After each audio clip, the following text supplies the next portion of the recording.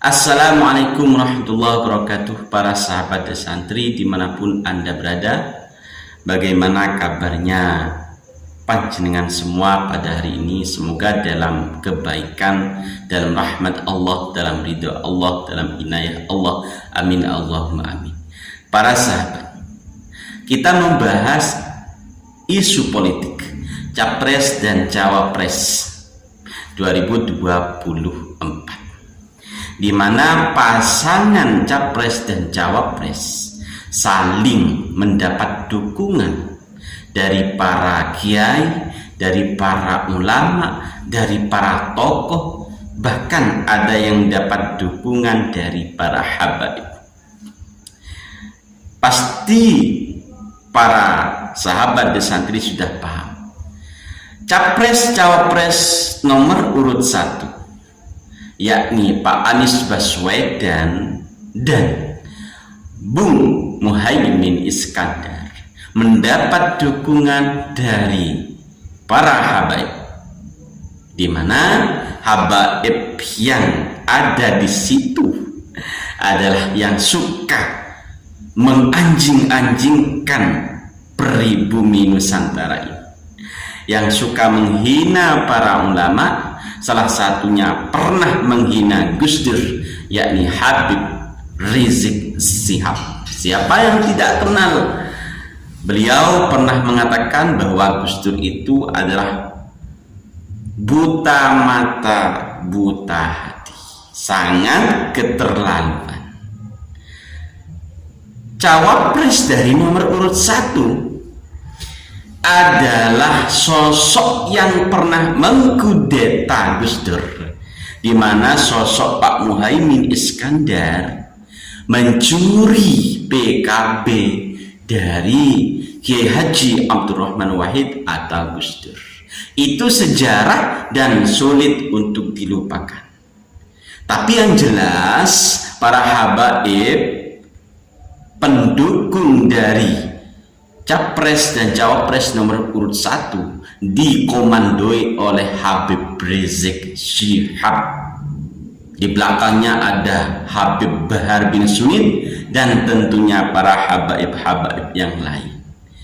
Para habaib ini pasti mempunyai sesuatu, mempunyai rencana yang terselubung, yang tidak bisa dibaca untuk saat ini.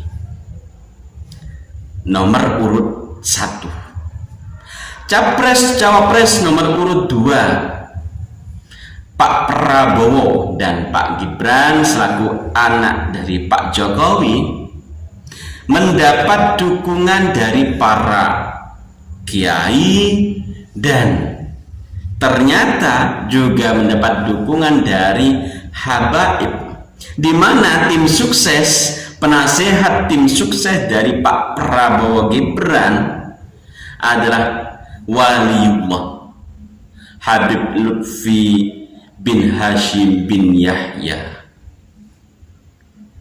Selaku ketua Jatman yang masih aktif, beliau menjadi tim sukses dari Pak Prabowo Gibran. Padahal PBNU pernah mengatakan bahwa pengurus NU, mulai dari pengurus pusat sampai pengurus ranting, tidak boleh ikut politik praktis.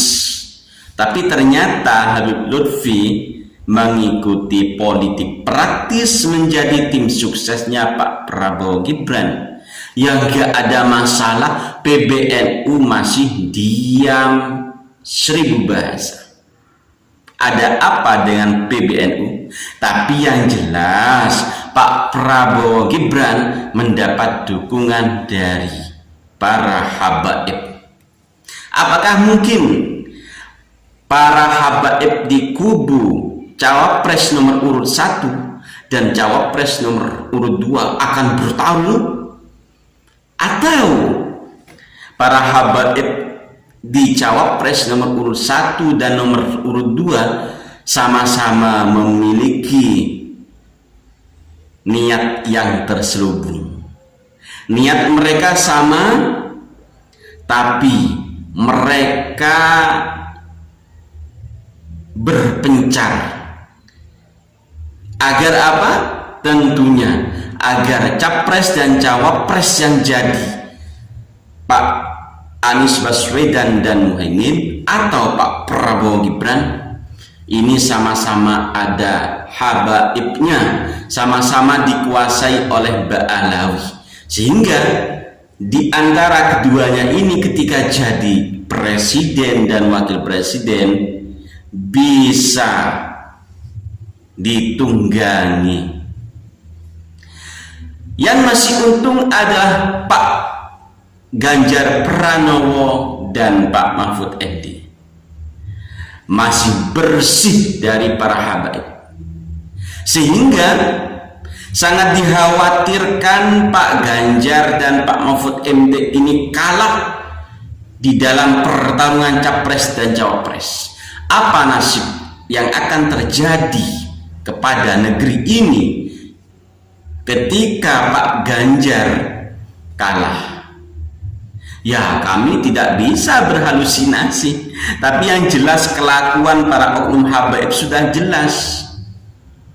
Mulai dari persekusi, doktrin, pembekalan nasab para leluhur, termasuk pembelokan sejarah, itu sangat jelas. Apabila Pak Ganjar yang tanpa habaib ini kalah, atau Pak Ganjar tidak memiliki dukungan sama sekali dari para kiai,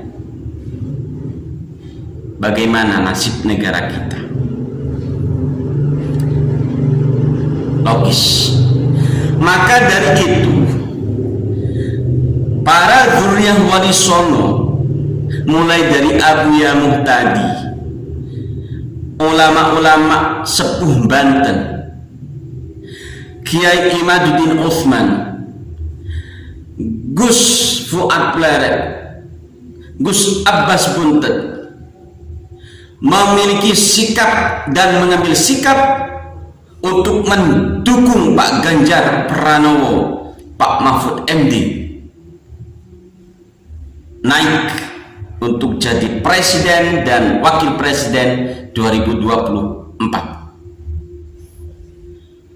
Jangan sampai Pak Ganjar dibiarkan sendirian tanpa dukungan dari dzurriyyah Wali Songo.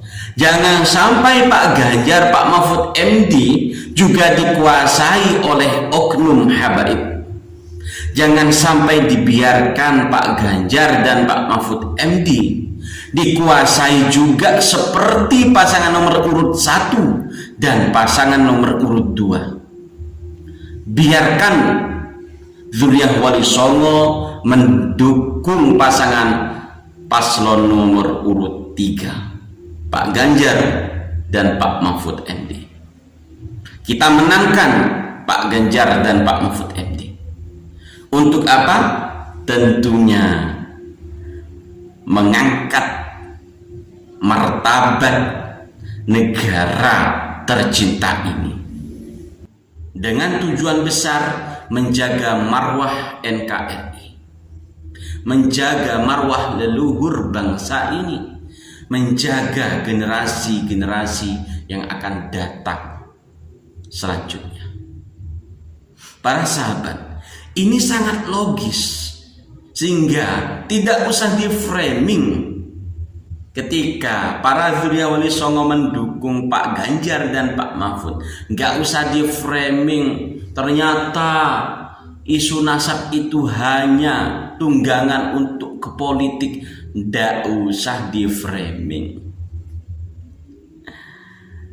Ini murni dari hati para kiai, para ulama yang ingin mendukung Pak Ganjar dan Pak Mahfud MD. Jangan sampai dibiarkan, apalagi dikuasai oleh oknum Ba'alawi seperti pasangan nomor urut 1 dan pasangan nomor urut 2. Assalamualaikum warahmatullahi wabarakatuh.